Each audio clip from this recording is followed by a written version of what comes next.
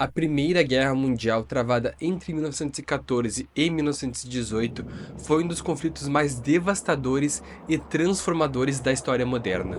Conhecida por suas brutais batalhas de trincheiras e pelo sofrimento extremo dos soldados, a guerra também foi um campo de teste para inovações tecnológicas e táticas que mudariam para sempre a natureza dos combates.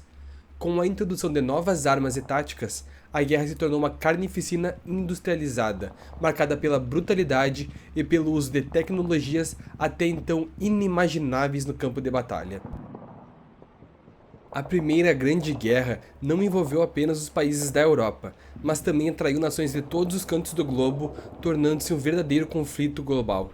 Os impérios britânico, francês, alemão, austro-húngaro, otomano e russo mobilizaram milhões de soldados, enquanto novas nações, como os Estados Unidos, entraram na guerra trazendo apenas os recursos. Mas como era a vida de um soldado na Primeira Guerra Mundial? As trincheiras se tornaram o grande marco da Primeira Guerra, estendendo-se pela frente ocidental do Mar do Norte até a fronteira da Suíça.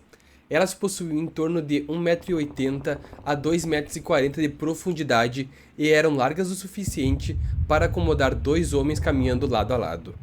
As trincheiras eram frequentemente tomadas pela água, levando os soldados a desenvolverem uma condição conhecida como pé de trincheira, uma lesão provocada pelo frio e umidade, e dada a exposição prolongada às condições insalubres, o ferimento poderia acabar em gangrena e às vezes até em amputação. O cheiro de decomposição em corpos atraía ainda ratos que pioravam muito mais a situação já crítica dos soldados. A lama e o cheiro de podridão já era algo normalizado.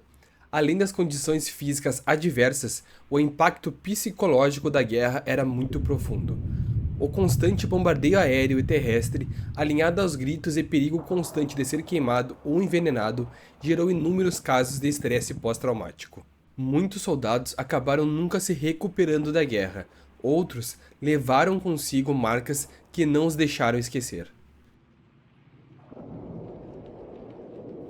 Um dia típico nas trincheiras começava antes mesmo do amanhecer, onde os soldados ocupavam suas posições em antecipação a um possível ataque inimigo.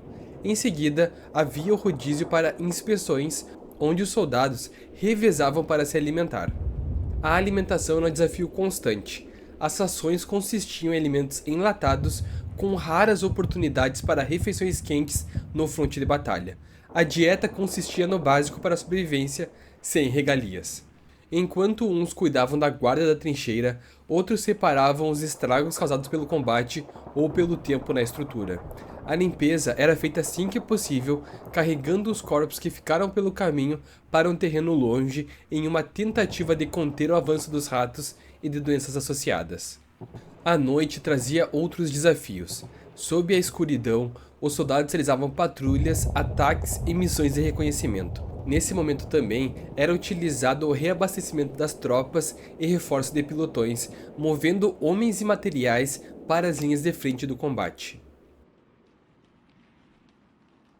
A Primeira Guerra Mundial foi uma gigantesca introdução a novas armas. Os soldados que uma vez estavam equipados com rifles e baionetas encontram em campo de batalha metralhadoras, lança-chamas e até mesmo gás venenoso.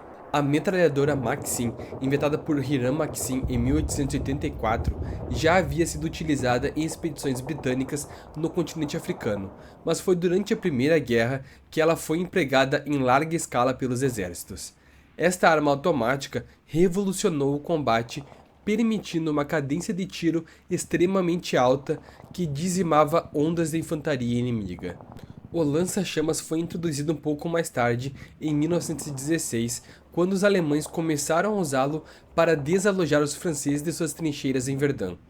Essa arma aterrorizante podia incinerar soldados inimigos e destruir posições entrincheiradas com uma eficiência brutal. No entanto, os armamentos mais lembrados ainda são os gases tóxicos, armas químicas desenvolvidas durante o conflito que aterrorizaram soldados a partir de 1915. Foi na Segunda Batalha de Ypres que as tropas alemãs lançaram gás cloro contra as tropas francesas, resultando na asfixia de cerca de 5.000 soldados. Não demorou muito para que fosse desenvolvido o infame gás mostarda, que em doses menores afetava apenas o sistema respiratório, causando edemas pulmonares, bolhas e queimaduras internas. Uma longa exposição era frequentemente fatal, provocando uma morte lenta e dolorosa para as vítimas. Devido ao horror gerado, os gases foram proibidos em um acordo internacional momentos depois da guerra. Os tanques foram introduzidos pelos britânicos em 1916 durante a Batalha de Somme. Inicialmente, esses veículos blindados eram lentos e suscetíveis a avarias mecânicas, mas seu potencial para atravessar terrenos devastados e romper linhas inimigas entrincheiradas foi rapidamente reconhecido. Com o tempo, os tanques se tornaram mais confiáveis e desempenharam um papel crucial nas ofensivas aliadas, proporcionando uma vantagem significativa na mobilidade e na proteção. A aviação militar também se desenvolveu rapidamente durante a guerra. No início, os aviões eram usados principalmente para reconhecimento, fornecendo informações valiosas sobre as posições e movimentos inimigos. No entanto, à medida que a guerra progredia, os aviões começaram a ser equipados com metralhadoras e bombas, transformando-os em armas ofensivas. Combates aéreos, conhecidos como dogfights, tornaram-se comuns, e os pilotos começaram a ser vistos como novos cavaleiros do campo de batalha, com ases da aviação, como o próprio Barão Vermelho, tornando-se lendas vivas. O combate era caracterizado por momentos de ofensivas brutais que não resultavam em um avanço evidente. Os bombardeios incessantes, a artilharia pesada e ataques com gás causaram a destruição de tudo e todos que estavam naquele local. A paisagem que uma vez era grama se tornou lama, com campos tomados de minas, crateras, arame farpado e restos caídos. A vida na linha de frente era uma rotina de medo constante e exaustão física e mental.